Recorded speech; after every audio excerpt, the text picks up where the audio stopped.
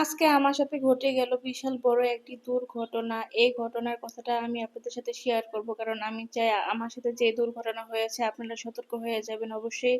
তো যাই হোক, আমি কিন্তু এখানে উজুরি রান্না করতেছিলাম, যেহেতু কিছুদিন আগে কোরবানি চলে গেল। এখন সাধারণত সবাই কম বেশি উজুরি রান্না করবে। কিন্তু উজুরি রান্না করার সময় আমার সাথে ঘটে গেল একটি দুর্ঘটনা। যাই হোক, আমি এখানে উজুরিটা বাগার দিব। উজুরি বলেন অথবা বট বলেন, যেটাই বলেন না কেন, যে দেশের মানুষ, তো আমি কিন্তু উজুরি বলি, বটও বলি, সমস্যা নেই। কারণ এখানে আমি এখন উজুরিটা বাগার দেওয়ার জন্য ওই পেঁয়াজ, রসুন আর হচ্ছে জিরা আর হচ্ছে তেজপাতা সুন্দরভাবে ভেজে নিব। এখানে আমি শুকনা মরিচও দিতে চেয়েছিলাম, বাট আমার বাসায় তখন শুকনা মরিচ ছিল না। তো হালকা বাদামি কালার করে এটা আমি ভেজে নিলাম। তারপর আমি এখানে উজুরিটা বাগার দিয়ে দিব সুন্দরভাবে মিশিয়ে। উজুরিটা খেতে কিন্তু অনেক বেশি ভালোই লেগেছিল।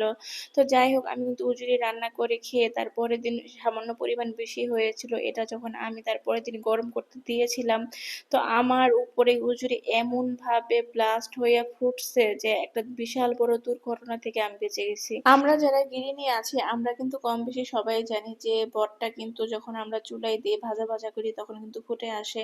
তো আমার যেহেতু শরীরটা ভালো ছিল না, আমি নিভু জালে বসায় রেখে একটু শুয়েছিলাম। যখন হঠাৎ করে এসে আমি লাড়া দিই তখন আর কি অনেক জোরে একটা ব্লাস্ট হয়। ভয়ংকর একটা দুর্ঘটনা থেকে আমি বেঁচে যাই। আলহামদুলিল্লাহ, আল্লাহ আমাকে বাঁচাইছে। তো যাই হোক, বিকালবেলা একটু ঘুরতে বের হইলাম বাচ্চা কাচ্চা নিয়ে। তো আমার হাজবেন্ডের সাথে একটু বের হয়েছিলাম, একটু কফি খেলাম, বাচ্চাদের নিয়ে একটু কেক টেক খাওয়ালাম। তারপর সুপার শপ থেকে কিছু কেনাকাটা করে বাসায় চলে আসবো। সুপার শপে গেলাম একটু কিছু কেনাকাটা করার জন্য, সংসারের জন্য।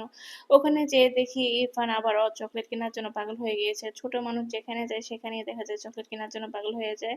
তো যাই হোক, এখানে ওর কোনো মানা নাই, যেহেতু ওর বাবা আছে। আমি সবসময় না করি যে এত বেশি চকলেট খেও না, যেহেতু ওর আব্বু আছে। ওর আব্বু সবসময় আবার ও যা বলে তাই শোনে, ছোট ছেলে যে। আর মেন কথা, ছোট মানুষের কথা কিন্তু ফালানো যায় না, ও যা চায় তাই পেয়ে যায় মাশাআল্লাহ। তো ও ওর মন মতো চকলেট কেনাকাটা করে নিয়ে আসলো। এই তো আমি একটু বাসার টুকটাক কেনাকাটা করে নিয়ে আসলাম, বেশিরভাগই ওদের জন্য খাবার দাবার নিয়ে আসছিলাম। তো আমরা যেহেতু জাম খেতে পছন্দ করি, জাম মাখা খাচ্ছিলাম। তো এই জামগুলা কিন্তু খুবই ভালো ছিল, অনেক খেতে ভালো লেগেছে। এর মধ্যে ইরফানের জন্য একটা খেলনাও কিনেছি। বর্তমান যুগে বাচ্চারা মোবাইলের প্রতি এত বেশি আসক্ত হয়ে গেছে যে ওরা এখন আর খেলনা দিয়ে খেলতেই চায় না। তো আলহামদুলিল্লাহ, যাই হোক, আমার ছেলে কিন্তু খেলনা পেলে খুবই খুশি হয়। তো আমি যেটুকু পারি আমার সাধ্যের মধ্যে আমি চেষ্টা করি আমার ছেলেকে মাঝে মাঝে খেলনা কিনে দেওয়ার। তো আমার ছেলেকে খেলনা কিনে দিলে ও খুবই খুশি হয়, প্লাস ও অনেক সুন্দর খেলাও করে। আসসালামু আলাইকুম, কেমন আছেন আপনারা সবাই? আশা করি ভালো আছেন। ছোট্ট একটা মিনি ব্লগ আপনাদের সাথে শেয়ার করতেছি। তো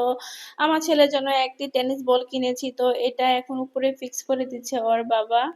তো এই তো ধরে রাখছে মোরা আবার দুইজনে যাতে না পড়ে যায়। তো ওরা তিন ভাই বোন এখন সুন্দর খেলাধুলা করে এটা দিয়ে, মাশাআল্লাহ খুবই সুন্দর হয়েছে, অনেক সুন্দর পছন্দ করেছে ওরা।